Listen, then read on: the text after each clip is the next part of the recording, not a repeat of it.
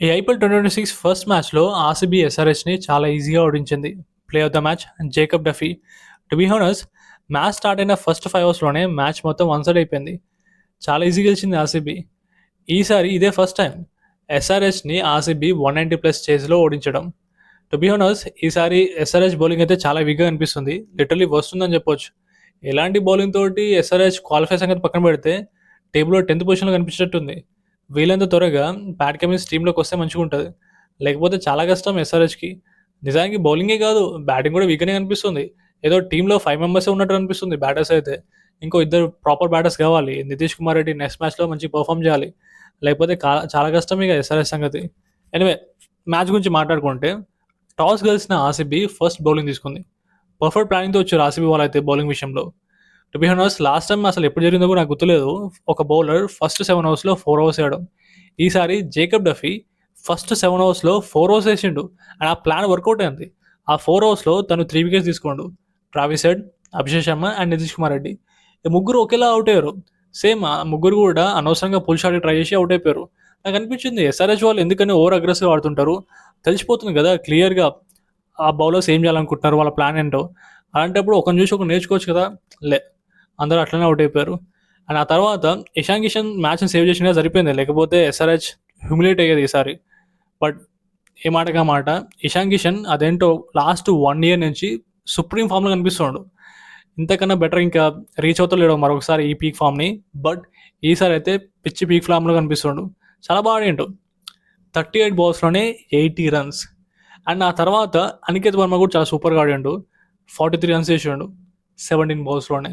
నాకు ఇప్పటికి అనిపిస్తది యాక్చువల్‌గా నితీష్ కుమార్ రెడ్డి కన్నా అనికేత్ వర్మ మీద కొంచెం ఎక్కువ ఇన్వెస్ట్ చేస్తే బెటర్ ఏమో. అతనికి కొంచెం ఎక్కువ ఆపర్చునిటీ ఇస్తే బెటర్. బేసికల్లీ నాకు తెలిసి అనికేత్ వర్మని నెంబర్ 4 ఆడిపిస్తే బెటర్ అనిపిస్తుంది. ఎక్కువ బాల్స్ ఆడగలుగుతాడు కదా! అందుకే కొంచెం బ్యాటింగ్ పొజిషన్ చేంజ్ చేస్తే బెటర్. ఆ పొజిషన్‌లో తనకి ఎక్కువ బాల్స్ దొరకట్లేదు. ఈసారి కూడా జస్ట్ 17 బాల్సే ఆడిండు. I think he has more capability. కాబట్టి తన ఎబిలిటీని ఎక్కువ యూజ్ చేసుకోవాలంటే నెంబర్ 4 ఆడడమే బెటర్ అనికేత్ వర్మ నా ఒపీనియన్ అయితే. ఎనివే మొత్తానికి ఇషాన్ కిషన్ అండ్ అనికేత్ వర్మ ఆడడం వల్ల ఎస్ఆర్హెచ్ వాళ్ళు 201 రన్స్ చేశారు.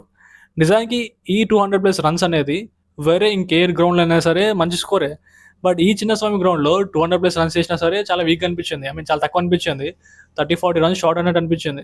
ఎనివే ఎంతైనా 200 రన్స్ కాబట్టి కొంచెం కాన్ఫిడెన్స్తోనే వెళ్ళారు ఎస్ఆర్హెచ్ వాళ్ళు బౌలింగ్ అయితే. But Padikkal and king Kohli super టచ్లో కనిపించేసారు. అసలు ఏమాత్రం ఛాన్స్ ఇవ్వలేదు ఎస్ఆర్హెచ్ వాళ్ళకి గెలిచే ఛాన్స్. చాలా ఈజీగా చాలా ఫ్లాలెస్గా ఆడారు ఇద్దరైతే. మొత్తానికి కేవలం 16 ఓవర్స్‌లోనే ఆ 200+ రన్స్‌ని అయితే వీళ్ళు చేసేసారు.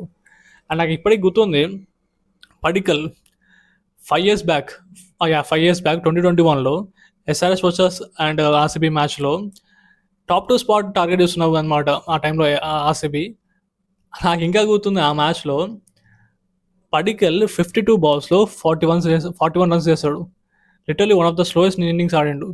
దానివల్ల ఆర్‌సీబీ వాళ్ళు టాప్ 2 మిస్ అయిపోతారనమాట. అండ్ ఆ టోర్నమెంట్‌లో వాళ్ళు ఇక ఎలిమినేట్ అయిపోతారు ఎలిమినేటర్‌లోనే.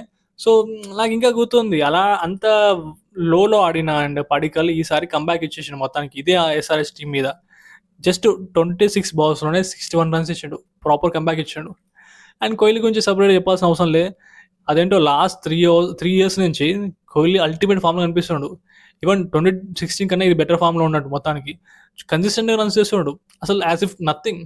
ఎట్లా ఆడుతున్నా అంటే ఇంతకన్నా బెటర్ ఫామ్‌లో కనపడడు. ఇంతకన్నా ఎక్కువ రన్స్ కొట్టలేడు అనుకున్న టైంలో అనుకున్న ప్రతిసారి he is proving us wrong. Last 3 ఇయర్స్‌లో ఆల్మోస్ట్ ఎవ్రీ ఇయర్ 600+ రన్స్ చేస్తుండు. చూస్తుంటే ఈ ఇయర్ కూడా రెడీ అయిపోయిండు మొత్తానికి మరొకసారి 600+ రన్స్ చేయడానికి. 33 బాల్స్‌లో 50 చేసాడు. అండ్ ఓవరాల్‌గా 38 బాల్స్‌లో 69 రన్స్. మరొకసారి కింగ్ కోహ్లీ ప్రాపర్ చేసింగ్ నాకు ఆడేసిండు. అదేంటో ఇషాన్ కిషన్ బ్యాటింగ్ విషయంలో ఎటువంటి ప్రెషర్ తీసుకోలేదు కెప్టెన్ ప్రెషర్ అనేది. బట్ కీపింగ్ చేసేటప్పుడు చాలా ప్రెషర్ మీద పడ్డట్టుండు. సరిగ్గా ఈజీ క్యాచెస్ కూడా పట్టలేకపోయాడు. 2, 3 బౌండరీస్ పోయినాయి తను కీపింగ్ సరిగ్గా చేయకపోవడం వల్ల. అలాగే బౌలింగ్ చేంజెస్ కూడా సరిగ్గా చేయలే. అయినా పవర్ ప్లేలో నితీష్ కుమార్ రెడ్డి బౌలింగ్ చేయడం ఏంటి స్ట్రేంజ్‌గా అనిపించింది.